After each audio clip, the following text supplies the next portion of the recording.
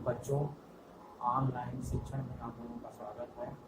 आज मैं कक्षा 8 की जो हिंदी मंजरी है, उस हिंदी मंजरी का जो तीसरा पाठ है सच्ची वीरता, उस पाठ को पढ़ाने जा रहे हैं। तो ये जो सच्ची वीरता है, इस पाठ को लिखने वाले द्विवेदी युग के प्रमुख निबंधकार सरदार पूर्ण सिंह हैं। और ये जो सरदार पूर्ण सिंह हैं, इनकी सिर्फ निबंध विधा में ही रचनाएं मिलती हैं, वो भी सीमित।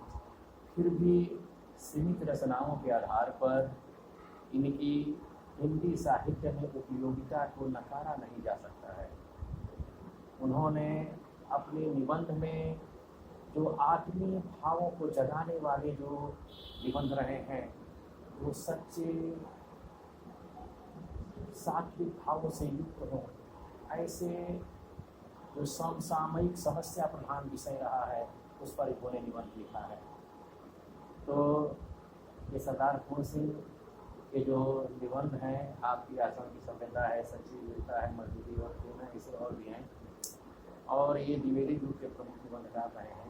द्विवेदी युग की ये विशेषता रही है कि इस युग में खड़ी बोली हिंदी का परिमार्जित शुद्ध रूप आया।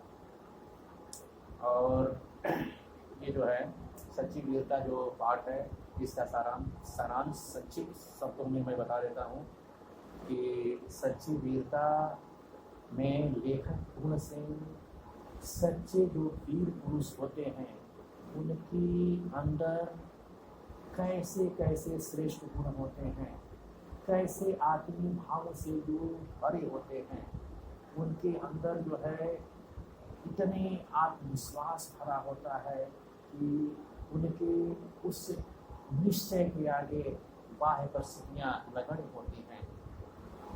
इसके लिए वह जो है इस निबंध की शुरुआत करते हैं कि जो बादशाह है, एक बादशाह है, अपने गुलाम कैदी से कहता है कि मैं तुमको जान से मार दूंगा।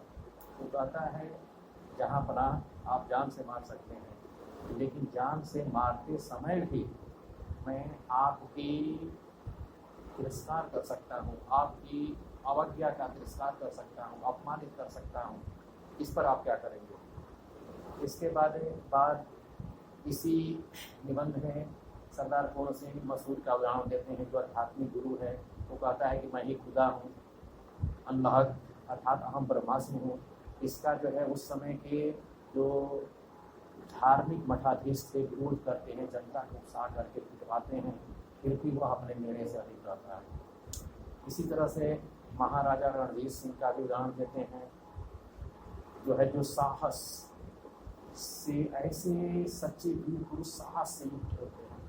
और नेपोलियन बोनापार्टा का भी उदाहरण देते हैं, जिसके शब्दकोश में असंभव शब्द था ही नहीं। इसके अलावा अंत में वह जो है देवदार वृक्ष जो पहाड़ी जो है हिमालय जैसे पहाड़ों पर जो है स्वतः पैदा होता है, उसको खाद पानी बीज की आवश्यकता नहीं होती है, वह स्वतः जो है पैदा होता है और अपनी एक अलग पहचान लिए हुए होता है। ऐसे ही सच्चे वीर पुरुष होते हैं। वह किसी समाज के कारखाने में पैदा नहीं होते हैं, बल्कि देवदार वृक्ष के समान स्वतः ही पैदा होते हैं। इसके बाद सच्चे वीर पुरुषों को ये बताए हैं कि टीम के स्वभाव का नहीं होना चाहिए, ठीक ना। इसके बाद मैं जो है इस पाठ के अंतर्गत जो है जो गद्यांश है महत्वपूर्ण, उसका जो है व्याख्या बताऊंगा। देखिए, जो है परीक्षा में प्रायः जो है जो लेखक के द्वारा लिखी गई जो है गद्य विधा में रचनाएं होती हैं, उसका जो है संदर्भ सहित व्याख्या दी जाता है। तो जो महत्वपूर्ण हमको लगा है उसकी मैं जो है व्याख्या बताऊंगा आप लोगों को। देखिए, मैं पढ़ रहा हूँ। वह वीर क्या जो टीन के बर्तन की तरह झट से गर्म और ठंडा हो जाता है। सदियों नीचे आग जलती हो तो भी शायद गर्म हो, और हजारों वर्षों बर्फ उस पर जमती रहे तो भी क्या मजाल जो उसकी वाणी तक ठंडी हो। उसे खुद गर्म और सर्द होने से क्या मतलब, सदा सत्य की सदा जीत होती है। देखिए इस जो ये गद्यांश है, इस गद्यांश में लेखक पूर्ण सिंह का जो आत्मीय भाव है सच्चे वीर पुरुषों के प्रति, वह भाव जागृत हुआ है। तो इसकी पहले संदर्भ देख लीजिए। किसी भी जो है व्याख्या लिखना होता है तो संदर्भ लिखते हैं, तो संदर्भ में आप ये बताएंगे कि ये जो गद्यांश है, हिंदी गद्य भाग है, यह किस पाठ से लिया गया है, इसके लेखक कौन है। तो देखो मैं बता रहा हूँ कि प्रस्तुत जो है, संदर्भ में लिखेंगे, प्रस्तुत जो गद्य खंड भाग है वह हमारी पाठ्य पुस्तक मंजरी हिंदी के सच्ची वीरता नामक पाठ से लिया गया है। इसके लेखक प्रमुख निबंधकार सरदार पूर्ण सिंह हैं। उसके बाद प्रसंग में ये बताया जाता है कि जो ये जिसकी हम व्याख्या लिखने जा रहे हैं उसके लिखने की प्रासंगिकता क्या है, उद्देश्य क्या है। इसमें बता देंगे कि प्रस्तुत जो है, जो गद्य भाग है, इसमें सरदार पूर्ण सिंह यह बताते हैं कि सच्चे वीर पुरुषों को अपने ऊपर इतना विश्वास होना चाहिए कि एक बार अगर कोई बात हो, अगर सत्य है तो सत्य पर ही अडिग होना चाहिए, उसको बाह्य परिस्थितियों से लेस मात्र भी विचलित नहीं होना चाहिए।